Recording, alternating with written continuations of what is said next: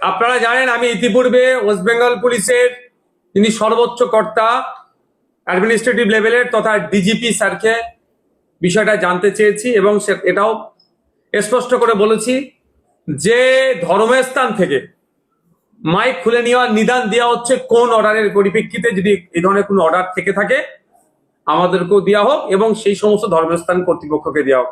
বিশেষ করে আমরা দেখেছিলাম যে খবরটা বেশি প্রচারিত হচ্ছে সেটা হচ্ছে মসজিদ থেকে। কিন্তু আপনাদের জানিয়ে রাখি, আমি এই ধরনের অনেকজনের সাথে কথা বলেছি, বেশ কয়েকটি মসজিদ কর্তৃপক্ষ, মন্দির কর্তৃপক্ষ তারাও জানিয়েছেন তাদেরও মাইক খুলে নেওয়া হয়েছে, মাইকে আরতি করতে বারণ করা হয়েছে। যেমন আমি উত্তরপাড়ার কথা বলি, উত্তরপাড়াতে মসজিদগুলোতে মাইকে আজান দেওয়া নিষেধ করেছে, মাইকে আরতিও করতে পারবে না এও নিদান দিয়েছে। এই ধরনের ঘটনা ঘটছে। ব্যাপারটা হচ্ছে আমরা যারা ধার্মিক, কেন তা ধর্মাচরণ করতে পারবে না? হ্যাঁ, আর মাইকে আজানের ক্ষেত্রে যদি বলি, স্পেসিফিক কলকাতা হাইকোর্ট থেকে সুপ্রিম কোর্ট পর্যন্ত বলা আছে, মামলা গড়িয়েছিল, সেখানে নির্দিষ্ট করা আছে যে এই ডেসিবেলের নিচে বাজাতে হবে। মাইকে আজান দিতে পারবে না এই ধরনের কোনো আইনে নাই। তারপরেও নতুন করে আইন নিয়েছে, একটা অরাজকতার পরিবেশ তৈরি করতে চাইছে। কারণ আজকে অন্নপূর্ণা যোজনার নিয়ে বর্তমান বিজেপি সরকার ব্যাকফুটে আছে। বলেছিল ক্ষমতায় আসার আগে সব মহিলাদের 3000 দেবো, সব মহিলাদের দেয়নি। 1 কোটির কম বেশি মহিলাকে দিয়েছে। প্রায় 1.5 কোটির বেশি মহিলারা এখন বঞ্চিত হচ্ছে, তারা রাগান্বিত হচ্ছে এবং যথাসময়ে পৌঁছাচ্ছে না, তাও রাগান্বিত হচ্ছে। এইটা দিয়ে ধামাচাপা দিতে হবে। কিসের জন্য? তার জন্য কি চেষ্টা প্রথম চালিয়েছিল? তাসলিমা নাসরিনকে নিয়ে এসেছিল। পশ্চিমবাংলার সংখ্যালঘু শুভবুদ্ধি সম্পন্ন মুসলিম সমাজ পাত্তা দেয়নি, ওই শোটা ফ্লপ হয়েছে। 200 ইউনিট বিদ্যুৎ ফিরে দেওয়ার কথা বলেছিল, দিতে পারেনি। এখন সোলারের গল্প শোনাচ্ছে। বছরে এই যে 5 বছরে যে চাকরি দেওয়ার কথা বলেছিল, এখন এই 3 মাস 3.5 মাসের চাকরি যে দেওয়ার তার কোনো প্রসেসই সেইভাবে দেখতে পাচ্ছি না। দিল্লির মতো তেলের দাম হয়ে যাবে বলেছিল, পেট্রোল ডিজেলের হয়নি। 450 টাকায় গ্যাস দেওয়ার কথা বলেছিল। এই ধরনের অনেক প্রতিশ্রুতি দিয়েছিল। সে প্রতিশ্রুতি কোথায়? উল্টে 2.5 মাসের সরকারে প্রায় 50টার কাছাকাছি মহিলা নির্যাতনের ঘটনা আসলো। বারাইপুরটানে হইচই হয়েছিল, কিন্তু আরো এই ধরনের ঘটনা অনেক ঘটে গিয়েছে। সরকার সম্পূর্ণ ব্যাকফুটে। ধর্মীয় উন্মাদনা তৈরি করতে হবে, একটা ঠেলাঠেলি, একটা পরিবেশ তৈরি হবে, তাহলে এইদিকে সব মানুষ মাইন্ডকে ডাইভার্ট করে দিয়ে হবে। কিন্তু না, সাধারণ মানুষকে বলবো আপনারা আইনকে হাতে তুলে নেবেন না। মন্দির কর্তৃপক্ষ হোক আর মসজিদ কর্তৃপক্ষ হোক, আমার বক্তব্য একদম স্পষ্ট। যদি কোনো প্রশাসনের কেউ খুলতে আসে, বলবেন কি অর্ডার আছে দেখান। যদি ওই একটা অর্ডার দেখাতে পারে 2006 কত, লেটেস্ট হচ্ছে 2026-এরই অর্ডার আছে, সেখানেও বলা আছে 4টে জোনে ভাগ করা আছে: industrial area, commercial area, residential area, silence zone. বলবেন যে আমরা এই ডেসিবেলের মধ্যে বাজাচ্ছি। আর অনুরোধ করব, সরকার নির্ধারিত পলিউশন ডিপার্টমেন্টের যে নয়েজ পলিউশনের যে রাখা হয়ে যায়, তার যেটা আছে তার মধ্যে আপনারা রেখে বাজাবেন, কেউ আটকাতে পারবে না। দ্বিতীয় কথা, যদি তারপরেও পুলিশ বাড়াবাড়ি করে, বলবেন আপনারা করুন, আপনারা খুলতে যাবেন না, বিতর্কে জড়াবেন না। যেই পুলিশ কর্তা এসে খুলতে যাবে, ভিডিওটা করবেন শুধু। সেই পুলিশ কর্তা, আর আমরা তো কোর্টে যাচ্ছি, আমার কোর্টের মামলার মূল উকিল থাকবেন বিকাশ রঞ্জন ভট্টাচার্য স্যার। সেই পুলিশ কর্তার কি করতে হয় আইনি ভাবে বিকাশ স্যার বলে দিচ্ছে, বুঝে নেবে। কিন্তু আপনারা, চাই মন্দির কমিটি হোক, মসজিদ কমিটি হোক, বা যে কোনো ধর্মস্থান কমিটি হোক, অনুরোধ করছি আইন কেউ হাতে তুলে নেবেন না। একটা অরাজকতা তৈরির পরিকল্পনা চলছে, সেই ফাঁদে পা দেবেন না। তার বিরুদ্ধে আইনি লড়াই হবে। আমি তো মার্কেটে যাচ্ছি, যেখানে অলরেডি ডিক্লেয়ার আছে সুপ্রিম কোর্ট পর্যন্ত যে এই ডেসিবেল, সেটা আবার নতুন করে কিসে হচ্ছে? সরকার ব্যর্থ হয়েছে সরকার পরিচালনা করতে, সেই জন্য একটা ধামাচাপাদের জন্য এইগুলো করছে। এটা তো কোনো সমস্যা ছিল না, কোনো হিন্দু, সাধারণ হিন্দু বা মুসলমান মন্দিরে ঘন্টা বাজে, মসজিদে। আমি বলি একটা কথা, কোনো দিনের জন্য মন্দিরের আরতি বলুন, মসজিদের আজান বলুন, চাই দুর্গা উৎসব বলুন বা মুহররম বলুন, কোনো হিন্দু মুসলমানের সমস্যা হয় না। সমস্যা হচ্ছে যারা ধর্মের নামে রাজনীতি করে, রাজনৈতিক কারবারিদের জন্য। এই রাজনীতিতে কারবারিদের ট্যাপে পড়ে কিছু সহজ সরল হিন্দু মুসলমান আজকে জড়িয়ে পড়ছে।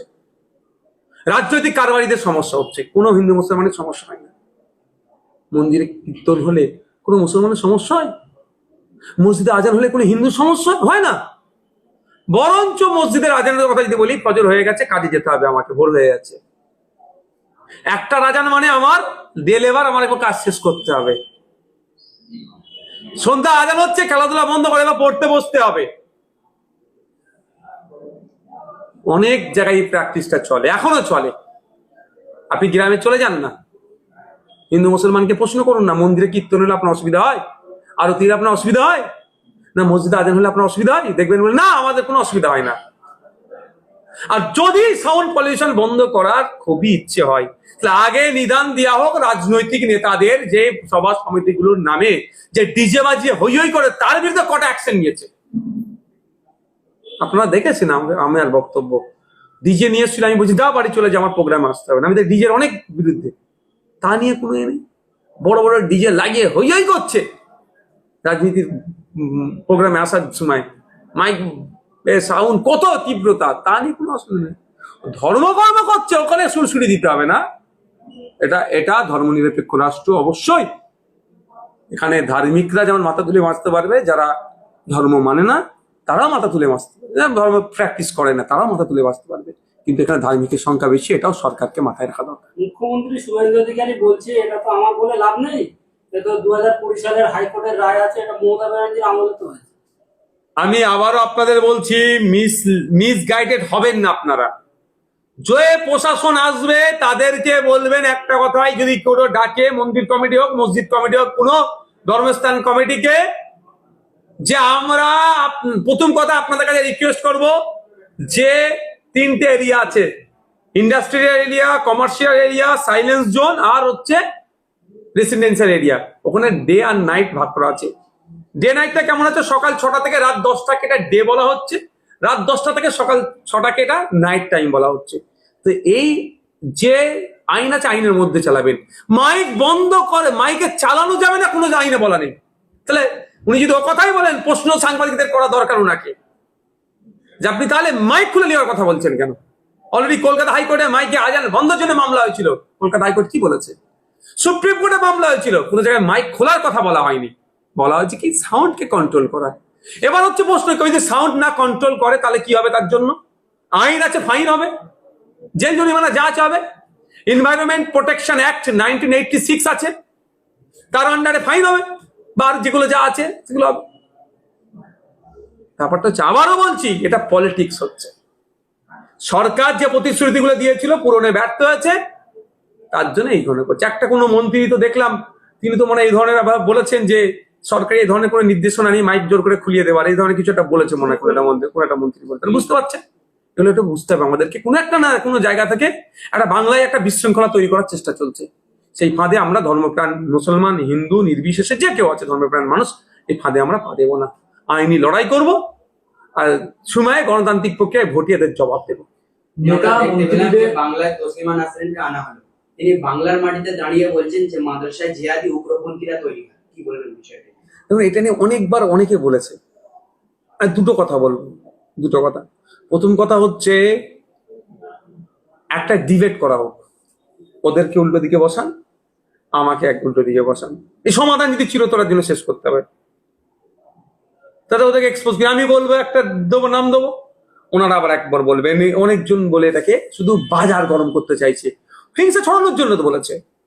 আরে আচ্ছা আচ্ছা, নন মুসলিম, মুসলমান নয়, নন মুসলিম মানুষজন, আইকনিক, যারা ভারতবর্ষের কোনায় কোনায় যাদের চর্চা হচ্ছে, ভারতের বাইরে যাদের নিয়ে চর্চা হচ্ছে, সেই সমস্ত মানুষের মাদ্রাসা থেকে তিনারা পড়াশোনা করেছেন। নন মুসলিম, মুসলমানদের কথা বলছি না, শুধু হিংসার বশভূত কথা বলছি। আর দ্বিতীয় কথা হচ্ছে এদেরকে আপনারা পাত্তা দেবেন না। যত যুক্তি তর্ক দিয়ে বলবেন, এরা দেখবে সে বলে যাবে। পাত্তা দিয়ে বন্ধ করে দেন, এদের খবর দেখানো বন্ধ করে দেন, দেখবে সব ঠান্ডা মেরে যাবে। যেভাবে মিনিস্ট্রি মিডিয়া থেকে রাজ্যের মুখ্যমন্ত্রী বিনা আমন্ত্রণে তাকে সম্বর্ধনা দিতে, কেন বলুন তো? এইটাই তো হচ্ছে পলিসি, এইটাই তো অবজেক্ট করে সাবজেক্ট তৈরি করতে চাইছে। আপনি মুসলিম সমাজের মানুষ, উনি মুসলিম সমাজের মানুষ, দুটো ক্ষিপ্ত হয়ে দুটো কথা বলবে, কিন্তু শেখ ঘুরে বালি যোগ্য জবাব দিয়েছে মুসলিম সমাজের মানুষ। ঘুরে তাকায়নি। কে তাসলিমা নাসরিন এরকম একটা ভাব দেখিয়েছে?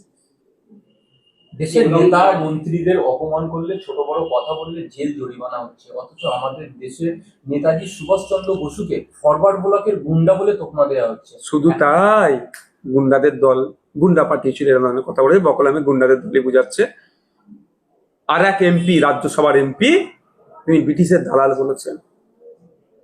আপনার আমাদের যে ফৌজ তৈরি হয়েছিল আজাদ হিন্দ বাহিনীকে কটাক্ষ করেছেন, এবং বিভিন্ন সোশ্যাল মিডিয়া দেখছি এআই ছবি করে ওনার ছবিকে বিকৃতি করে অপমান করছে। আচ্ছা, কোথায়?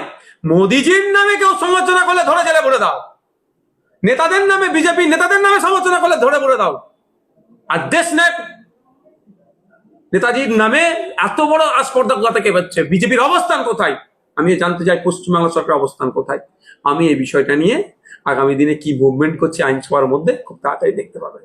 আমি আমার দিক থেকে আমার ক্ষমতা অনুযায়ী মুভমেন্ট করব। আমি অবাক হয়ে যাচ্ছি।